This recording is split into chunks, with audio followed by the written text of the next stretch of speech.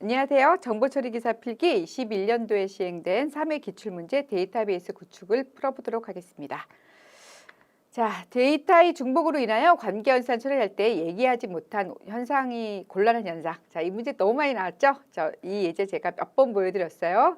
자, 이렇게 값이 여러 개가 있을 때 얘만 바뀌면 얘는 그대로 있어서 갱신 이상이 일어나고 뚱이가 수강을 취소하면 뚱이라는 존재가 없어지죠. 자, 이게 삭제 이상.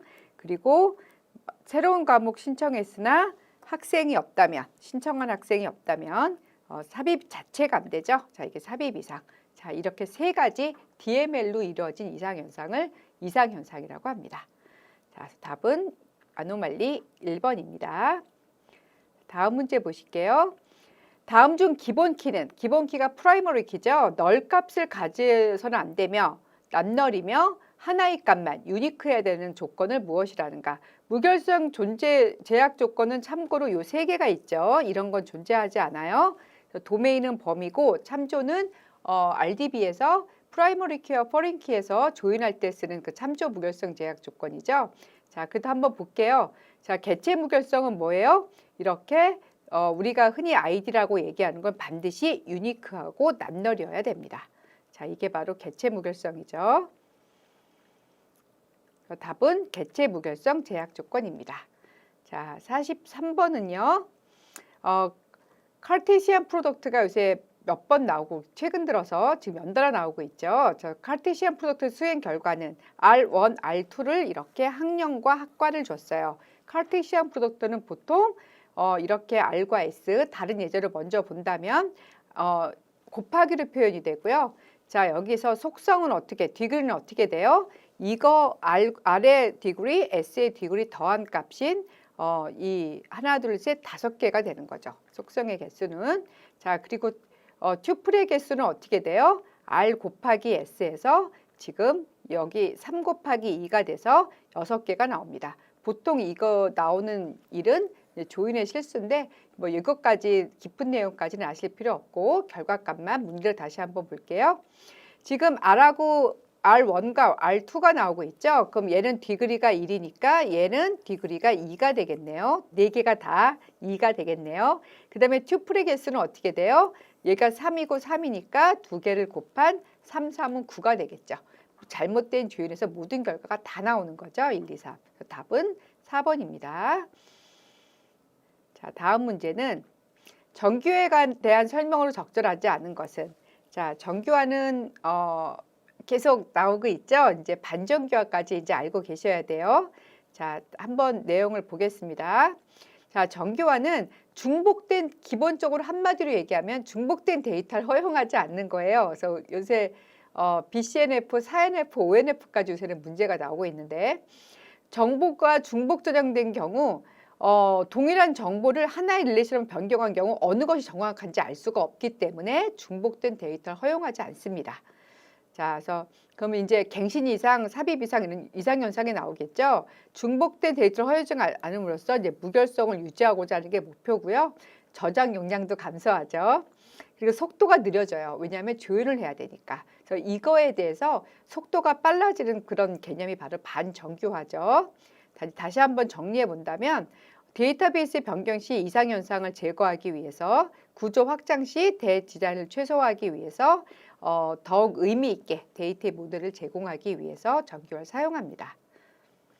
그래서 답은 데이터베이스의 개념적 설계 단계 이전에 수행한다. 이게 다른 문제하고 좀 엮여 있는데 나머지 보시면 가장 상식적으로 제가 지금 드린 말씀드린 얘기들을 하고 있고요. 이 그림은 제가 많이 보여드렸죠. 그 설계 단계에서 개념적 설계는 무슨 단계예요? 컴퓨터가 이해하는 단계죠. 자, 그 다음에 논리적 설계 단계는 인간이 이해하는 단계라 실제로 테이블을 설계하는 단계예요. 그리고 어떻게 저장할 건지를 고민하는 물리적 설계 단계가 있고 그 다음에 이제 구현하는 단계가 있잖아요. 그럼 정규화는 언제 고민하겠어요? 개념적 설계는 그냥 ER 다이어그램 정도만 되는 거니까 실제로 정규화는 바로 논리적 설계 단계에서 수행이 되겠죠. 테이블을 설계하는 단계에서. 자, 이전 단계의 정규형을 만족하면서 후보키를 통하지 않는 조인 종속 제거해야 하는 만족하는 정규형은, 자, 이번 문제를 통해서 보통 3NF까지 많이 익숙해지실 것 같은데 BCNF부터 좀 더 살펴보겠습니다. 자, BCNF를 좀 더 이해하기 쉬운 예제로 한번 가져와 봤어요. 3차 정규형을 만족해야 돼요. 아래 단계 정규형을 다 만족해야 합니다. 릴레이션 R이 함수 종속성, X가 Y에 성립할 때 모든 결정자 X가 후보이키면서 BCNF 정규형인 것. 자, 이게 뭐냐면 수강번호와 과목 이름으로 우리가 뭘 결정하냐면 교수를 결정할 수가 있어요. 1번 꽃꽂이를 담당하고 있는 사람은 스폰지밥이죠. 그리고 요가 2번 수강번호가 2번이고 요가는 핑핑이고요. 이러고 나서 보니까 교수가 다 한 명씩밖에 없어서 교수를 통해서 과목 이름도 알 수 있는 거예요. 핑핑이는 요가를 가리키죠. 징징이는 프랑스 자수를 가리키고. 자, 이렇게 됐을 때 수강번호로는 우리가 교수님을 알 수 있고, 그리고 교수님을 통해선 그리고 과목 이름을 알 수 있어요. 자, 이런 식으로 정규화할 수 있겠죠. 자, 그래서 보통 결정자이면서 후보키가 아닌 것을 제거한다고 보통 문제에서 많이 나오죠. 자, 4NF는 뭐냐면 이제 다치 종속 관계인데 요 그림을 한번 볼게요. 이름이 이렇게 핑핑이와 지표장이 있고, 이제 언어는 영어, 중국어가 있고 그에 따른 자격증들이 있어요. 자, 이름에서 자격증하고 언어를 볼 수가 있는데 지금 이름이 언어를 할 수는 있죠. 물론 유니크하지는 않지만 핑핑이가 영어가 핑핑이 중국어, 지표자 영어를 합니다. 이름이 자격증을 할 수도 있어요. 핑핑이가 토익, HSK, 토플을 할 수가 있어요. 이런 걸 다치 종속 관계라고 해요. 자, 다치 종속성을 제거해서 조인을 한다면 핑핑이 영어 이런 식으로 우리가 원하지 않는 결과값이 나옵니다. 자, 이래서 조인 종속을 제거한다면 이름이 언어를 결정을 하고 그 다음에 이름이 자격증을 결정을 해요. 그럼 자격증이 언어를 결정하는 겁니다. 이렇게. 자, 자격증이 언어를 결정하게 된다면 토익하고 토플이 되겠죠. 조인 종속을 제거한 게 바로 ONF 정규화입니다.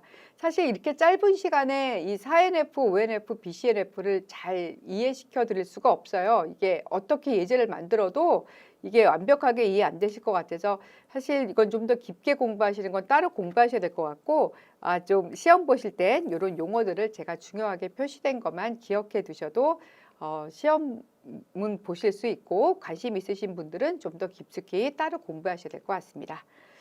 자, 내용이 너무 광범위해요. 자, 그래서 문제에서 조인 종속을 제거하는 정규형은 바로 풀었으니까 답이 보이시죠? 자, 제5 정규형이고 제4 정규형은 다치 종속을 제거하는 겁니다. 자, 지금까지는 4, 5까지는 안 나왔는데 이제 지금 처음으로 이번 기출에서 처음 나온 문제예요. 그래서 요 정도만 반드시 기억하시고 시험 보러 가시면 될 것 같습니다. 자, 46번이에요. 물리적 데이터베이스 설계 단계에서 거리가 먼 것은? 자, 이거 아까 그림 많이 보여드렸죠? 자, 여기서 뭐냐면 우리가 그 논리적 설계, 개념적 설계, 그리고 논리적 설계, 물리적 데이터베이스 설계에서 정규화를 논리적 설계한다고 바로 이전 문제에서 보셨죠? 자, 트랜잭션의 인터페이스 설계하며 타입 및 데이터 타입들 간의 관계로 표현하는 것은 어디서 할까요? 논리와 개념적 설계에서 하겠죠. 나머지 요 문제가 좀 낯설어 보이시더라도 1번, 2번, 3번은 제가 맨날 보여드리는 화살표 밑에 물리적인 내용을 제가 맨날 써놓는 거를 반복했으니까 익숙해지리라 믿습니다. 자, 이거를 보시면 이제 뭐 ER 다이어그램이나 이런 걸 의미하고 있죠. 자, SQL의 논리 연산자가 아닌 것. 논리는 뭐예요? true, false가 되겠죠? 그럼 true, false가 아닌 건 and, or, not이 되겠죠? 그래서 아닌 건 답은 other입니다. 자, 논리 연산자 한번 볼게요. 이런 게 바로 논리 연산자예요. SQL에 논리 연산자가 있어? 자, 얘가 true냐, false냐 이렇게 돼서 or도 마찬가지로 true냐, false냐 SQL 문제 나오겠죠? 자, not은 이렇게 DPTNO가 10이 아닌 거. 자, 이렇게 해서 and, or, not이 있습니다. 그래서 답은 비교 이런 식으로도 할 수 있겠죠. 답은 other입니다. 학적 테이블에서 번호가 널 값이 아닌 학생명을 모두 검색할 때, 자, 그래서 널 값이 아닌 걸 어떻게 쓰느냐를 물어보는 게 이거냐를 물어보고 있어요. 그래서 뭐 이거 SQL 구현해 보신 분은 너무 쉬우시겠죠? 혹시 낯서신 분들을 대비해서 예제로 정리해 드리겠습니다. 자, select-문은 이렇게 해요. 요거는 순서 외우시라 했죠. SF 영화는 왠지 혼자 보고 싶다. 자, 요 순서는 반드시 바뀔 수 없습니다. 여기까지는 필수고요. 여기까지는 이제 선택으로 하는 거고요. 이제 기억해 두실 게 그룹 바이는 혼자 올 수 있지만 having은 반드시 그룹 바이에 대한 조건이므로 두 개가 이렇게 같이 묶임으로 having은 그룹 바이만 사용되는 겁니다. 자, 그래서 이거를 가지고 예제를 본다면 우리가 이거는 샐러리가 1,500인 거를 찍어봐라. 그러면 샐러리가 1,500 이상인 것만 이렇게 출력할 수 있겠죠. 자, 그 다음에 이거는 조건을 두 개를 줬죠. 논리 연산자로. 그래서 두 개가 참인 거를 찍어보게 되면 선택할 수 있고요. 자, 이게 between 써가지고 요 조건인 경우에 맞는 거에만 찍어낼 수도 있고요. select 문에서요. 지금 이제 짧게 보여드리는 거예요. 자, 요게 의미하는 게 바로 요거죠. 자, 이것도 기출에 나왔었죠. 자, 그 다음에 이것도 2회 기출에도 나왔었죠. S로 시작하는 모든 거 할 때 그때는 양쪽에 나와서 퍼센트 이렇게 나왔죠. 자, 그 다음에 E는 5화죠. DPTNO가 15와 20인 거. 자, 10이거나 20인 거. 자, 이게 바로 인이고요. 자, 올더 바이는 뭐예요? 정렬하는 거죠. 이렇게 보면 오름차순으로 정렬하고, 자, 이렇게 디센딩을 써주면 이렇게 내림차순으로 정렬을 하죠. 디스팅트는 뭐였어요? 제가 저번에 카운트로 설명을 드렸었죠. 이렇게 MGR만 찍어보면 있는데 얘는 매니저라 중복되는 게 많은 거죠. 디스팅트 하면 다 한 번씩만 나옵니다. 자, 중복 데이터를 제거하는 게 바로 디스팅트였죠. 자, 그 다음에 이제 요번 진짜 문제인 이스널이었죠. 이제 이스널은 뭐예요? 널 값인 거. 지금 여기서 커미션에서는 널 값인 경우가 많겠죠. 이렇게 찍으면 널 값인 애만 보여줍니다. 자, 이번 문제에서는 뭐였어요? 널 값이 아닌 애였죠. 자, 널 값이 아닌 건 어떻게 찍어요? 이스난 널로 선언합니다. 그래서 COMM이 이스난 널인 것은 여기에 데이터가 있는 값만 찍어내면 되겠죠. 자, 그래서 다음과 같이 결과값이 나오겠죠. 다시 문제로 돌아가면 어떻게 되겠어요? 이제 답이 금방 보이시겠죠? 네, 문제는 이스난 널이지만 그래도 select-로 시작할 수 있는 문제 나올 수 있는 걸 빠르게 한번 다 훑어봤습니다. 자, 다음 문제 보실게요. SQL에서 DDL 문장이 아닌 것은 많이 보시면 이제 한눈에 보이실 텐데 그래도 한 번 더 정리해 볼게요. DDL에서는 create, alter, drop, truncate는 제가 다른 기출 문제에서 풀이를 했습니다. 드롭하고 차이를. 그다음에 DML 문장은 insert, update, delete 요렇게 세 개가 기본이죠.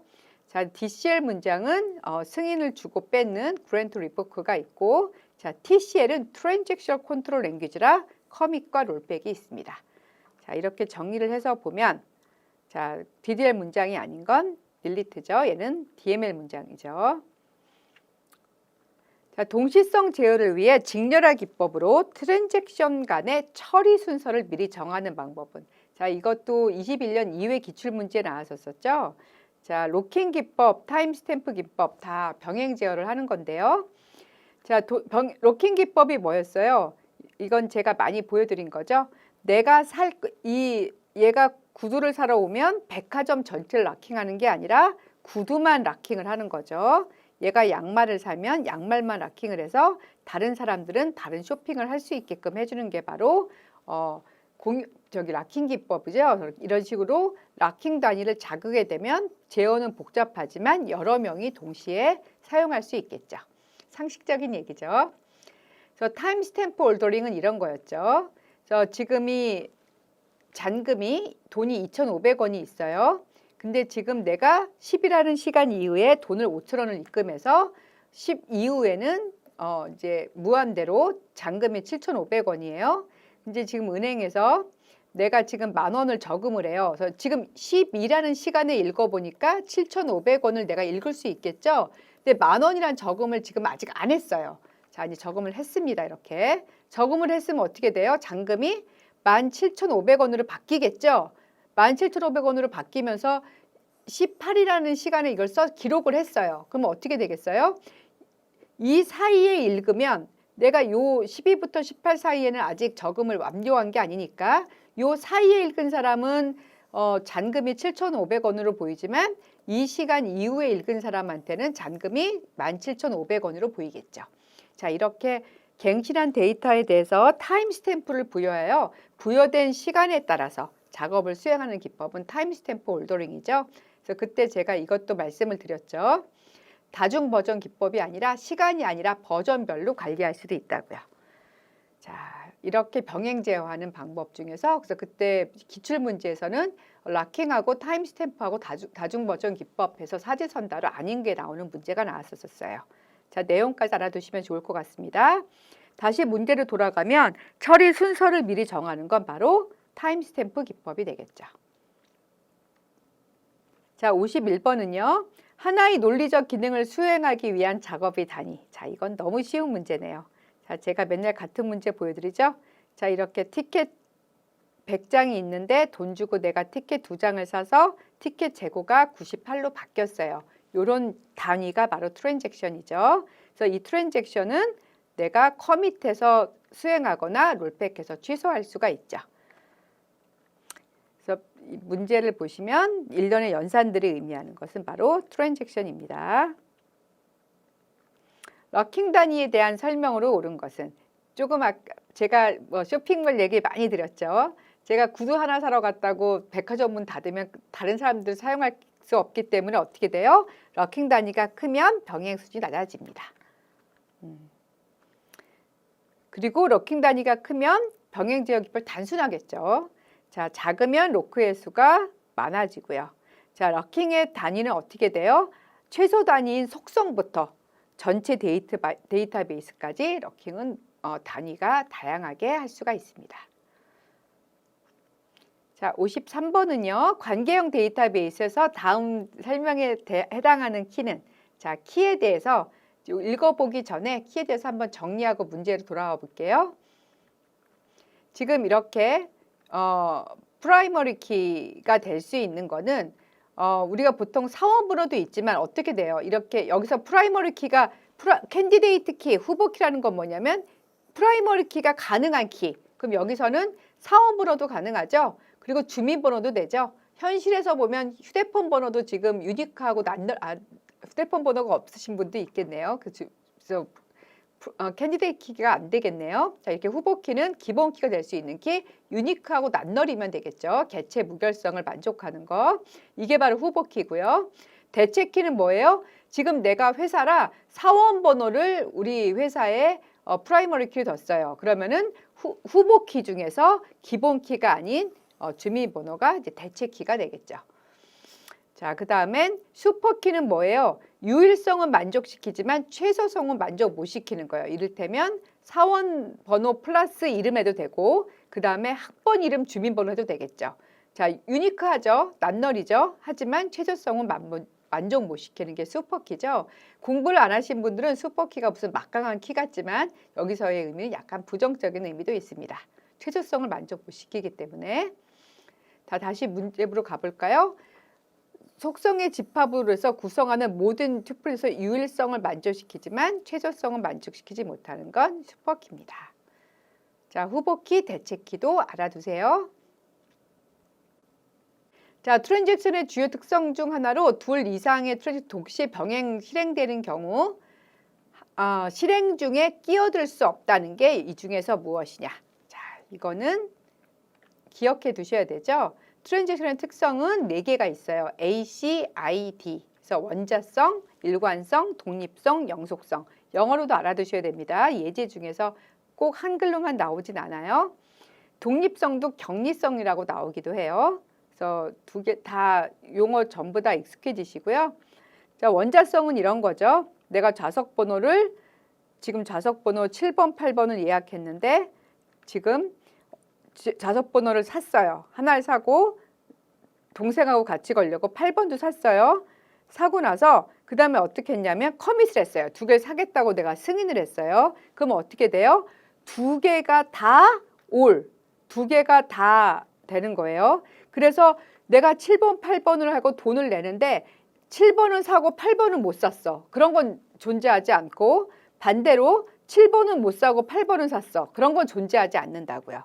둘 다 이렇게 둘 다 샀다 해서 지금 이제 값이 안 남아 있다는 얘기예요. 그래서 결국은 이걸 얘기하는 건 뭐냐면 트랜지션 특성은 내가 두 개의 좌석을 사서 진행하고 커밋을 하게 되면 이 두 개의 업데이트 둘 다 실행된다고요. 올 모두 실행된다. 또는 내가 티켓을 똑같이 아까처럼 티켓을 사려고 했는데 갑자기 동생이 안 간대요. 그래서 그럼 그래? 그럼 롤백을 시켰어요. 그럼 어떻게 돼요? 이 둘 다 취소가 되는 거지 둘 중에 하나만 취소되는 건 없죠. 자, 이런 걸 보고 뭐라 그래요? Nothing, all or nothing. 이게 바로 원자성이죠. 자, 일관성은 지금 이 사람이 30원 있고 이 사람은 5만 원 있는데 지금 현재는 5만 30원이 있어요. 그래서 만 원만 빌려달라고 했더니 계좌 이체를 해줬어요. 그래서 4만 원이 됐고 만 30원이 됐죠. 자, 트랜잭션 이후에도 두 사람 돈의 합은 똑같죠. 자, 이게 바로 일관성입니다. 자, 독립성은 뭐예요? 이 사람이 지금 티켓을 6장을 샀어요.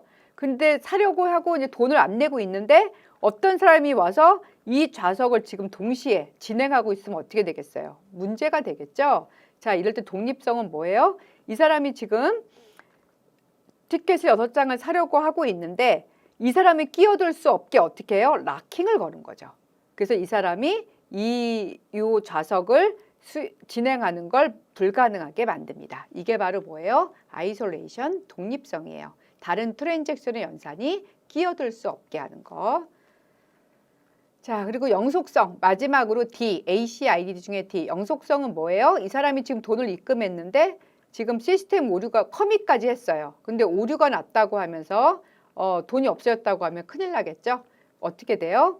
커밋을 성공적으로 완료된 트랜잭션의 결과는 영구적으로 반영되어야 합니다. 이게 바로 영속성에서 ACID예요.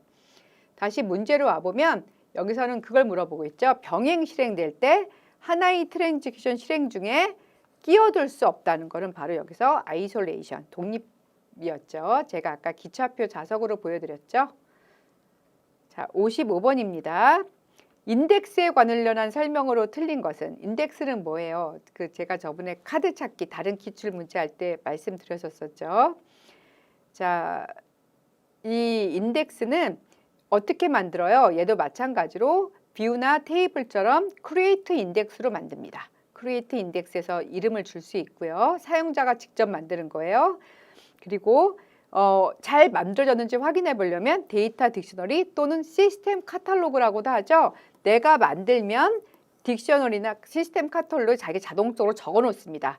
그러면 이런 식으로 내가 만든 인덱스를 보여줘 하면 자기가 이렇게 보여주죠. 딕셔너리로 시스템 카탈로그를 확인해 볼 수 있죠. 그리고 고치고 싶으면 어떻게 고쳐요? 알터를 이용해서 고칠 수가 있겠죠. 그 다음에 삭제할 때는 마찬가지로 드롭으로 삭제하면 드롭 인덱스 하면 이걸 지울 수가 있습니다.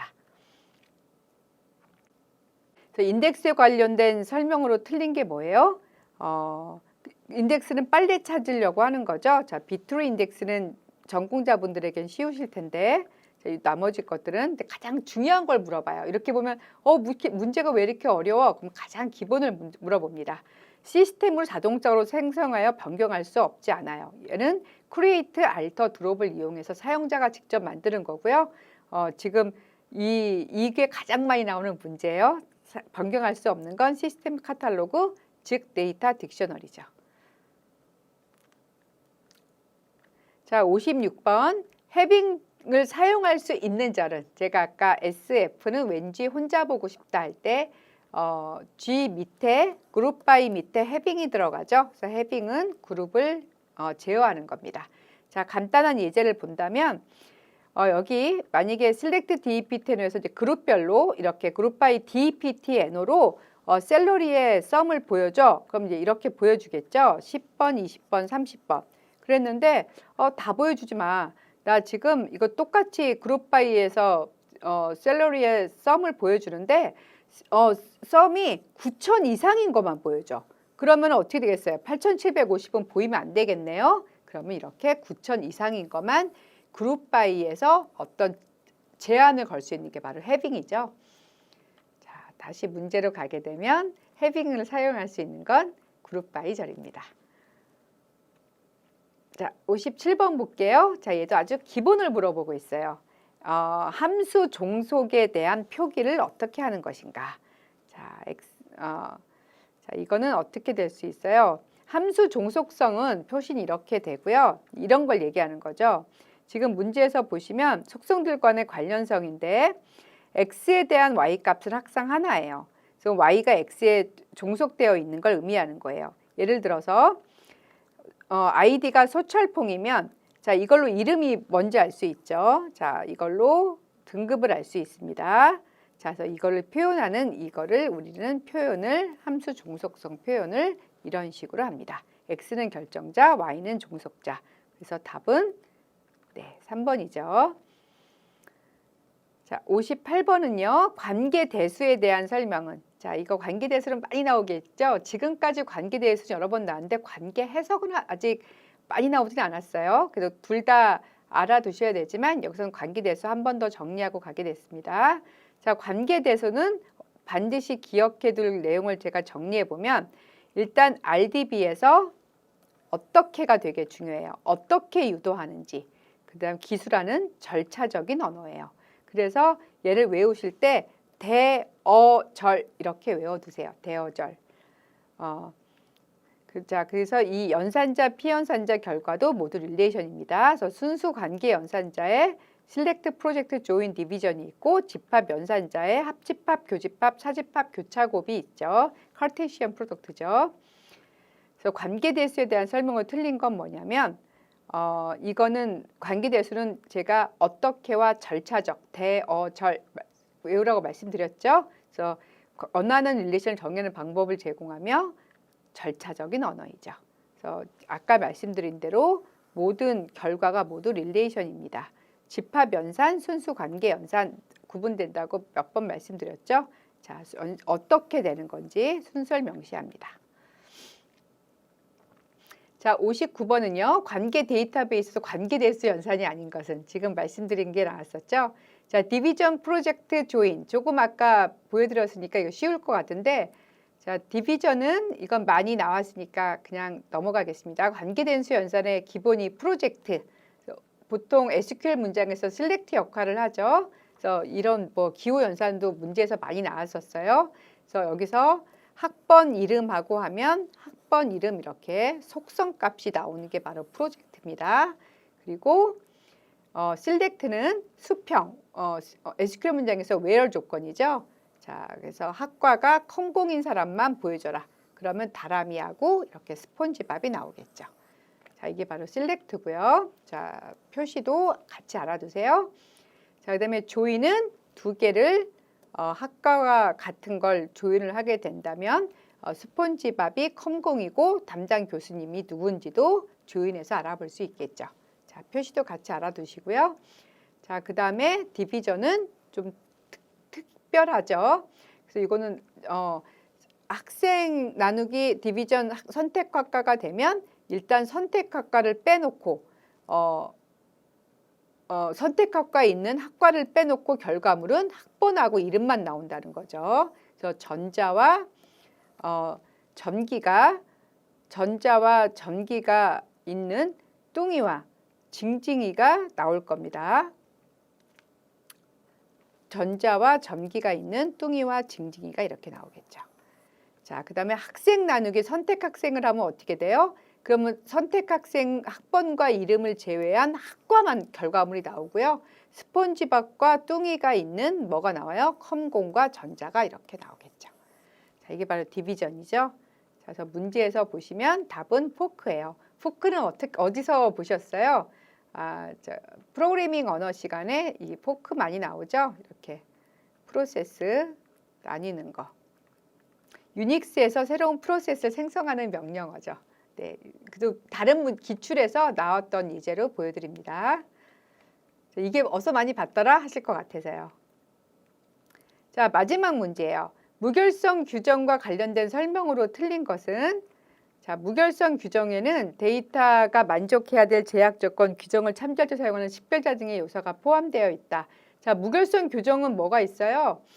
뭐 도메인 키 종속성 규정 대상으로는 무결성은 개체 무결성, 참조 무결성, 도메인 무결성이 있죠. 무결성은 정식으로 허가받은 사용자가 아닌 불법적인 사용자에 의해 갱신으로부터 데이터를 보호하기 위한 규정이다가 아니라 정식으로 합법적인 사용자에 대한 이 불법이 아니라 지금 보호하기 위한 무결성 규칙은 개체, 참조, 도메인 무결성이기 때문에 우리가 그때 예제를 많이 보여드렸죠. 개체, 참조, 도메인 무결성이 뭔지 이런 보완을 위한 게 아니라 결점이 없게 문제가 없게 만드는 게 바로 무결성입니다. 이렇게 거창한 내용이 아니라 우리가 데이터베이스 릴레이션 RDB에서 흔히 나오는 결점을 없애기 위한 게 바로 무결성이죠. 네, 여기까지 긴 시간 고생 많으셨습니다. 수고하셨습니다.